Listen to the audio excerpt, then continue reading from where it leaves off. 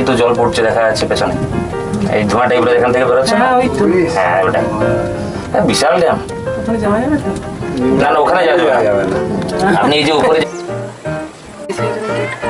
জল এখন কম আছে বুঝলি, জল কম আছে বলে ওই সাইডটা যখন জল হালকা হালকা যাচ্ছে, নাহলে ওই সাইডটা পুরো ডুবে যায়।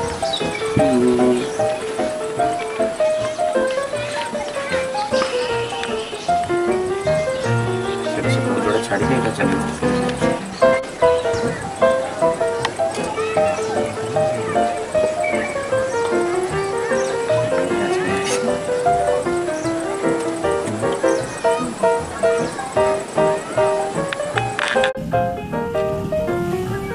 বলকেই পছন্দ আসতে।